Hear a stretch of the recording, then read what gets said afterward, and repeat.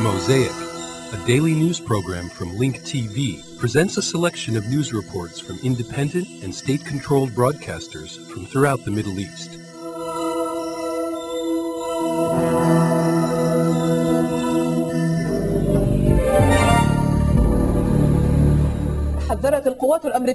The U.S. forces warned Iraqi resistance fighters in Fallujah that they have days, not weeks, to hand over their weapons or face renewed attacks on the city. The coalition forces are giving the Iraqi fighters in Fallujah a deadline of April 25th to hand over their weapons. A military official stated that some weapons have already been handed over, emphasizing the need to hand over additional heavy weapons. In Fallujah, the U.S. Marines are conducting around-the-clock patrols on the areas under their control. They are also searching citizens and homes. We were asleep. At 3 in the morning, they raided the neighborhood, announcing a curfew on the speaker and saying it's prohibited to resist. They surrounded the houses, and in the morning they began raiding homes. Units from the U.S. Marines continued to surround Fallujah, preventing residents from entering the city. In addition, they put blockades on the roads leading to the city, which has been under siege for 2 weeks.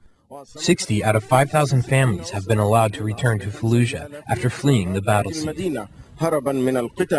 We have been waiting to enter the city since 6 a.m. The Americans just searched us a while ago, and we are still waiting.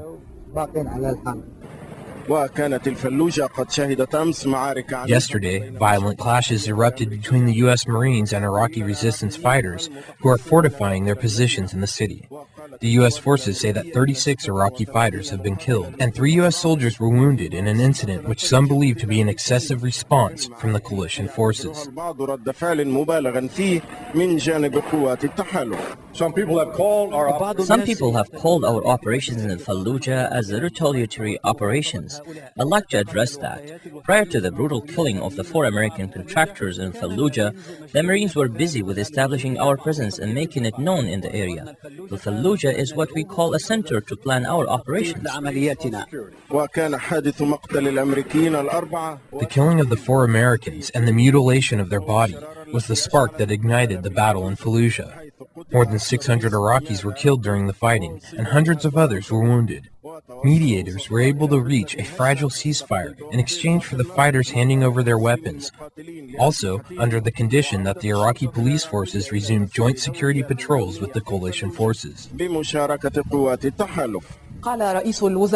Israeli Prime Minister Ariel Sharon said that support that he obtained from America is considered an unprecedented achievement in the history of Israel. He added, in a speech in front of an emergency Knesset session, that this is the biggest blow to the Palestinians since 1948.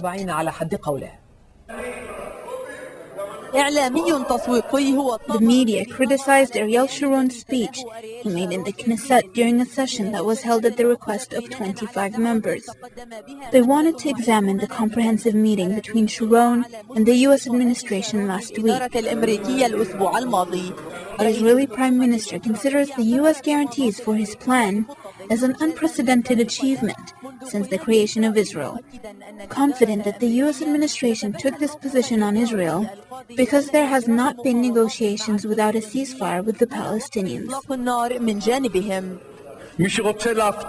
Whoever wants future guarantees without any political pressure on Israel's fight against Palestinian terror, whomever wants wide-scale U.S. support of Israel's right to defend itself and continued U.S. support to fight terror, and who wants Israel to lead and not be led, those who want all this must support the unilateral withdrawal.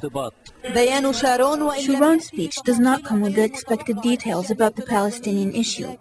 However, it was a demonstration of his current political power, making alliances with some members of the opposition coalition in order to put forth a referendum on the withdrawal plan in the Likud party. What helped him to spread the spirit of tough politics was the support of the Labour Party, whose president announced his support without any conditions. We support the plan that was in the United States President George Bush's letter, which states the creation of a Palestinian state as outlined in Security Council resolutions while protecting geographic continuity and the borders. In the scope of these talks relating to the unanimous acceptance of the unilateral withdrawal by those who will decide, some of the opposition in the Likud are still counting on their members to vote, who Sharon says have no implications. Members of the Likud hope to have honest politics and an organized process, not making marginalized decisions, which is what is currently happening by issuing complicated decisions that leave them out. On the one hand, the U.S. guarantees that Sharon obtained from Washington has drawn positive responses from the Likud, which is affecting the party internally. On the other hand, the Labour Party has agreed to the unilateral plan. During the Knesset session, these developments have led the Israeli Prime Minister to disregard any serious remaining opposition to his plan.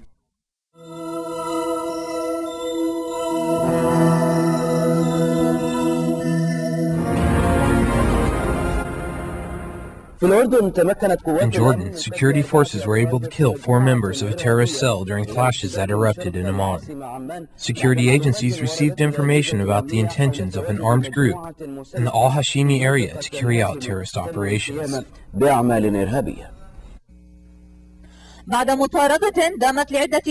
After several hours of pursuing terrorists, the Jordanian security forces surrounded the terrorist group, which has links to the trucks loaded with arms. The group intended to target strategic areas of interest. Fire was exchanged in the eastern part of Amman, resulting in the death of 2 members of the gang.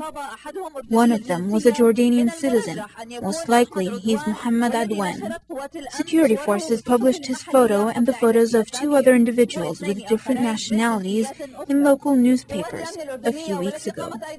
Jordanian security forces also pursued a member of this gang while he attempted to flee to the Marqa area near Al-Hashimi. He was killed during the pursuit. Finally, security forces entered the home where the gangs were taking refuge. They found arms and ammunition, in addition to 12 Jordanian passports with different names. 6 driver licenses were also found, issued under the name of each member of this gang. We heard gunshots. We also went out to the street. We found 3 dead people in the street. The Jordanian army surrounded the area. We heard the Jordanian army sustained injuries. About an hour and a half ago, 1 member of the gang surrendered. Signs of the crisis are still here. Police are everywhere. God willing, all will be good.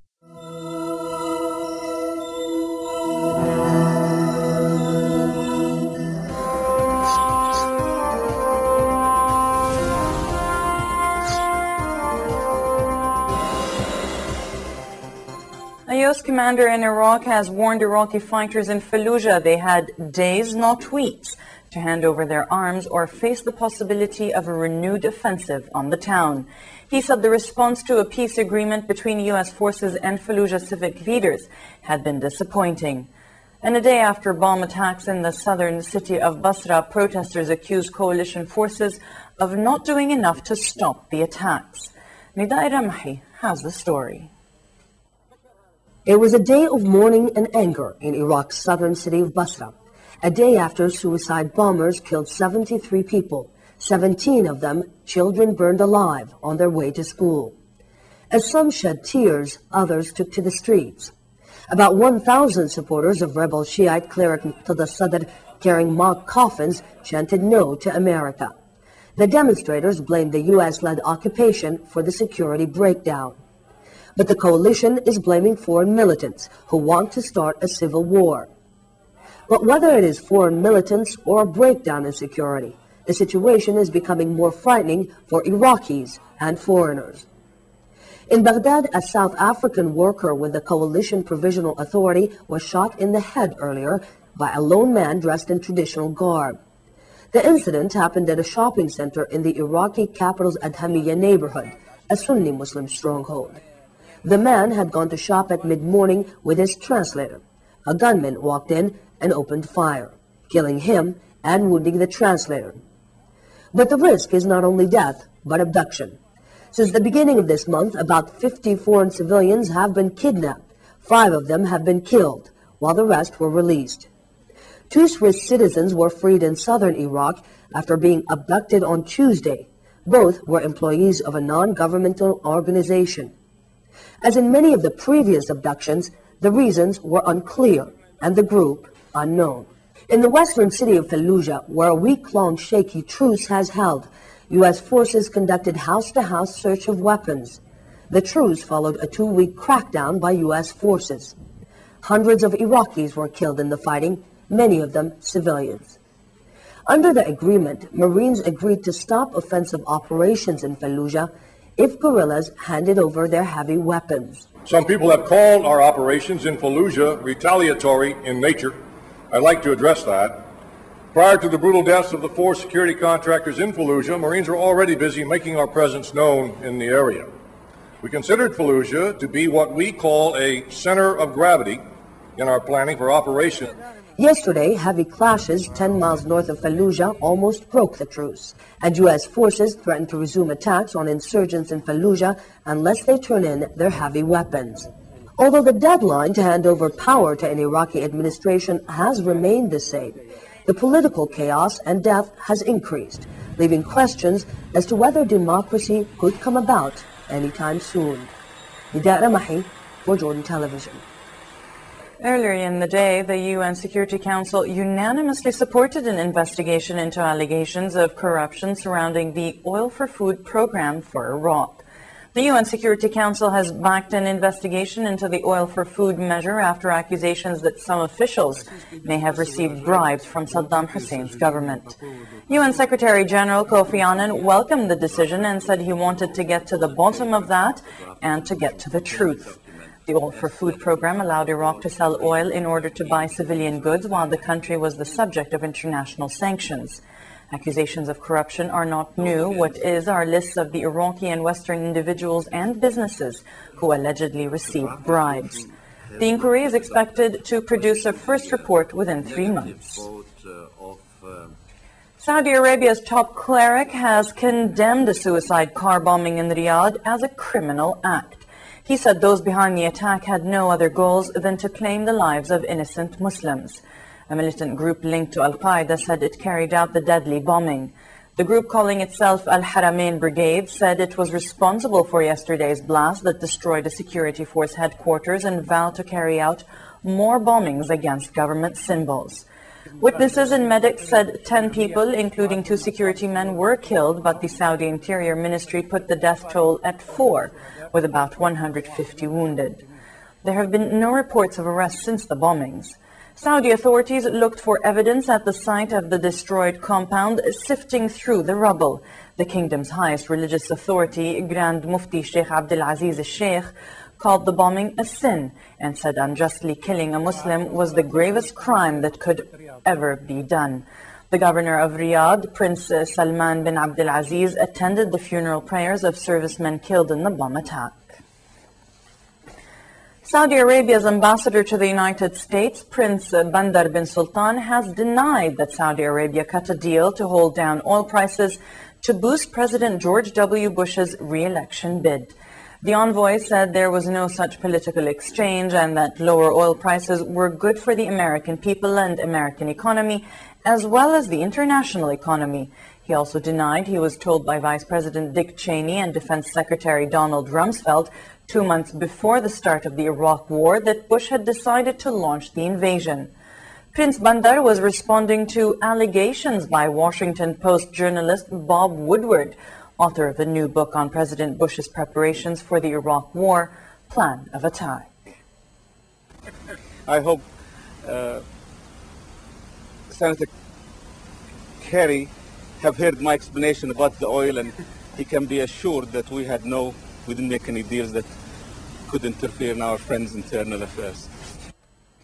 Still in Washington, in an interview with newspaper editors and publishers, U.S. President George W. Bush talks terrorists and nuclear threats. A nuclear-armed Iran would pose an intolerable threat to peace in the Middle East and a mortal danger to Israel, President George W. Bush said, adding that any such threat would be dealt with by the United States and its allies. In strongly worded remarks, the president pressed the Iranian leadership to heed U.S. and European demands not to pursue a nuclear weapons program. Bush said the development of a nuclear weapon in Iran would be dealt with starting through the United Nations. And the Iranians need to feel the pressure from the world that any nuclear weapons program will be uniformly condemned. It's essential that they hear that message. And an appropriate international body to deal with them is the IAEA. They've signed an additional protocol, which was positive development. The foreign ministers of Great Britain, France, and Germany have interceded on behalf of the civilized world to talk plainly to the Iranians. Cuba has made a scathing criticism of the United States over the treatment of detainees at the American naval base at Guantanamo Bay. Cuba's ambassador to the UN Human Rights Commission in Geneva, Jorg Godoy, called the detentions a massive and systematic violation of human rights. But he decided not to put a Cuban draft resolution criticizing the detentions to a vote at the Commission. Godoy said an attempt was being made to prevent the Commission from passing judgment on the issue and for governments to express their views freely. The draft resolution called on UN Special Rapporteurs on Torture and Judicial Independence and its working group on arbitrary detention to consider the situation in Guantanamo Bay. A train collision has killed and injured thousands in a North Korean station. Up to 3,000 people were killed or injured in a huge explosion when two trains carrying flammable materials collided in a North Korean station. Hours after leader Kim Jong-il had passed through, there was no information on the breakdown of the deaths and injuries. Two trains carrying flammable material collided and exploded at Ryonchon station 50 kilometers south of the border, causing widespread destruction.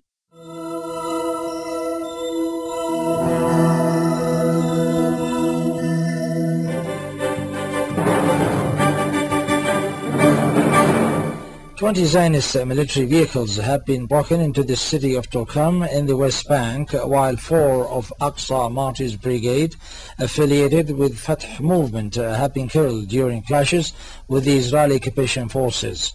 More details to follow in this report. In new brutal aggressions, 3 members of Al-Aqsa Martyrs Brigades were killed during confrontations with the occupation forces in Torkham city, north of West Bank. Reported that about 10 armored vehicles entered the city and exchanged fire with the Palestinian resistance.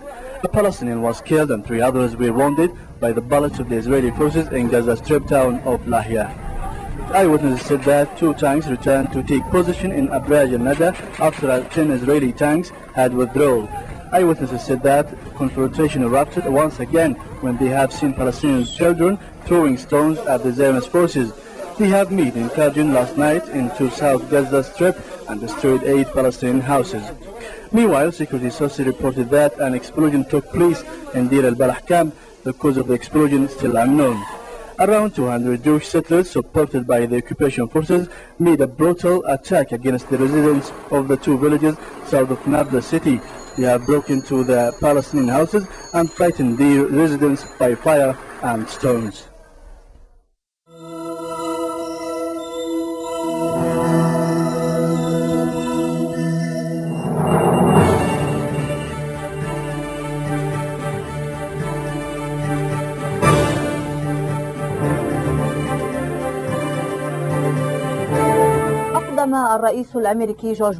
In a dangerous and unprecedented step in the history of American presidents, George Bush legitimized the Israeli settlements in occupied Palestine and nullified the Palestinians' right to return. Bush made these comments during a press conference he held with the Israeli Prime Minister Ariel Sharon in Washington. Israeli sources revealed details of a letter that was sent from the American administration to Ariel Sharon during his visit to Washington. لرئيس الوزراء الإسرائيلي أريال شارون The letter received strong reactions from Palestinians who confirmed that they are still committed to the roadmap, but said that Washington is not committed to any peace initiative, including the Arab Peace Initiative that was drafted at the Arab League Summit in Beirut.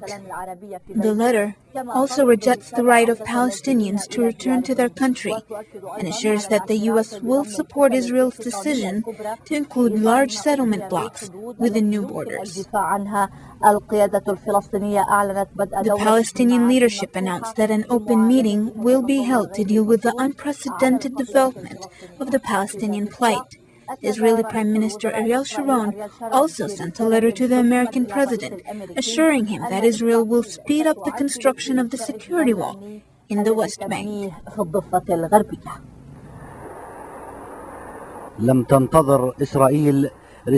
Israel did not need to wait for a written commitment from the American administration to annex half of the West Bank or to send its bulldozers to resume the construction of the separating wall, destroying hundreds of acres of Palestinian agricultural land. The Israeli Superior Court temporarily halted the building of the wall. Still, construction was resumed based on security and political decisions.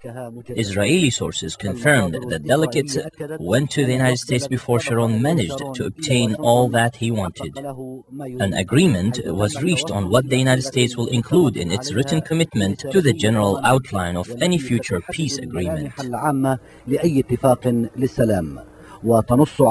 The commitment gives Israel the right to live within new borders that can be defended, taking into consideration the new result created by the Israeli settlements. According to Israeli sources, this means that Israel will be able to maintain 12 settlements in the West Bank. After meeting with Sharon, President George Bush reiterated his commitment to the security of Israel and to strengthening its ability to defend itself, describing the apartheid wall, which Israel is building on occupied Palestinian land, as an Israeli attempt to maintain its security. At the same time, he added that the wall should be built on a temporary basis so it does not affect the final peace settlement. Bush called on Palestinian refugees to give up their right of return to their original land, confirming that he totally supports Sharon's disengagement plan. In an unprecedented position taken by any American president, Bush added that Israel has the right to keep settlements built on occupied land, saying it is illogical to expect Israel to withdraw to the 1967 borders. Meanwhile, Sharon said that his plan will create a new reality that is better for Israel, including a more suitable situation to resume peace negotiations between the Israelis and Palestinians, though he did not mention anything about the Palestinian Authority. The Palestinians have received the American message. They have realized that all Arab and international pleas to stop Sharon's plan from destroying the peace were useless. They also realized that the Bush administration in Washington is in a state of panic as the November presidential elections are approaching, which makes it vulnerable to Israeli demands. Of course, Korea described Bush's commitment made in support of Sharon as unacceptable. In reality, from Palestine to Iraq, America and Israel insist on forcing Arabs to surrender without any preconditions and under the threat of violent and decisive military power.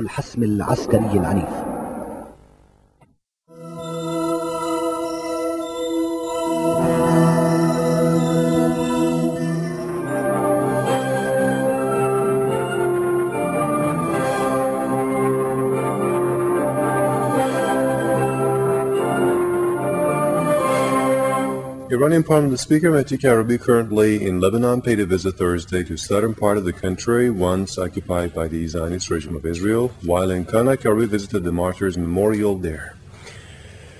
In the border city of Khian, Karabi praised the freedom and independence-seeking ideals of the town's residents, which, as he added, was the reason they succeeded in liberating the then-occupied area by the Israeli Zionist forces.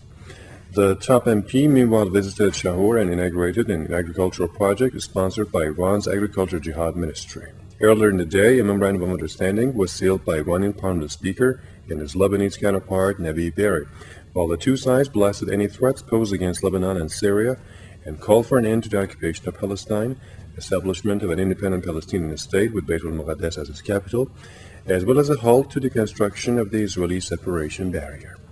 The Iranian and Lebanese top MPs concluded by emphasizing promotion of Tehran-Beirut level of ties on all fronts. Still on his Europe tour, Iran's Foreign Minister Kemal Karazi arrived in London Thursday and held talks with British Prime Minister Tony Blair and Foreign Secretary Jack Straw. During talks, both parties discussed ways to enhance ties as well as regional developments. The situation in Iraq and Palestine in particular. After talks with top British diplomats, Iran's Foreign Minister Karazi took part at a joint press conference with his British counterpart Straw and highlighted Iran's legitimate right to enjoy nuclear technology. He also called on the three European countries of Britain, Germany, and France to comply with their commitments to Tehran Declaration signed in October. Prior to his trip to London, Foreign Minister Karazi held talks Wednesday with French President Jacques Chirac, who termed Iran as a key element in bringing stability to the region and said Paris is willing to expand ties with Tehran. On the issue of Iraq, President Chirac said he shared Iran's views of the Iraq crisis and saw those views in line with interests of other world countries. The French president also called for Palestinian rights to be respected. Foreign Minister Karazi on his part said the United States, with its wrong policies, has spread violence and resentment all across the world, which, as he added, should undergo changes by European states. On Iran's nuclear activities, Karazi said Tehran is doing everything it can to cooperate with the International Atomic Energy Agency. Repeating his baseless allegations against Iran, U.S. President George W. Bush has accused Tehran of pursuing a nuclear weapons program. The U.S. President told an audience of newspaper editors and publishers on Wednesday it is intolerable for peace and stability in the Middle East if Iran gets nuclear weapons, especially when their stated objective is the destruction of Israel. The U.S. President, whose all-out support for Israel Premier Ariel Sharon brutalities has met worldwide criticism and fury among the Muslim world, and called on the international community to appreciate Sharon's measures. In his address, the U.S. President, however, declined to comment on the massacre of the defenseless Palestinians by the Zionist regime of Israel. An extraordinary foreign ministerial meeting of the Organization of Islamic Conference, OIC, wrapped up work in Putrajaya, Malaysia on Thursday as it issued two declarations concerning Palestine and Iraq. The Palestinian statement has endorsed Iran's call for providing spiritual and financial support for the Palestinian uprising and their legitimate resistance against Israel's acts of aggression. The declaration has also slammed the assassination of Hamas leaders by Israeli death squads as in flagrant violation of international regulations. In a separate statement on Iraq, the 57-member OIC has urged the occupation forces to observe the civilian rights and respect the Iraqi holy sites. The Israeli death squad shot dead the leader of Al-Aqsa Martyrs Brigade, Bilal Abu Ishal, and two of his companions as they raided the northern West Bank city of Tulkarm early Thursday. Meanwhile, a 16-year-old Palestinian boy was gunned down in the shootout in Tulkarm, rising to 19 the total victims of the three-day Israeli assault on the West Bank and Gaza Strip. The Zionist troops also pressed on for the third successive day of an attack on Beit Lahia district, which has left 14 dead and 100 injured, 10 of them seriously. Still in the occupied lands, tens of Israeli armored vehicles destroyed 8 houses in a Rafah refugee camp in southern Gaza. The latest news in Iraq says a gunman killed a South African security guard in a Baghdad supermarket on Thursday in an attack that underscored the risks facing foreigners in Iraq. The attacker, carrying an automatic rifle, opened fire on the guard and his interpreter in a shop store in Baghdad, while 2 Swiss nationals were released by an unknown group in Iraq earlier today after being held hostage for 48 hours. But several other foreign hostages remain missing.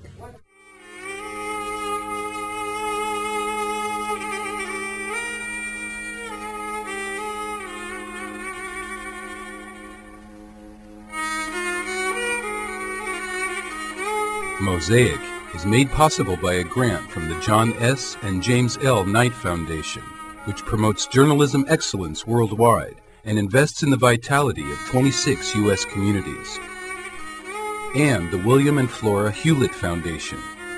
Additional support is provided by the Firedoll Foundation and Henry and Virgilia Dakin.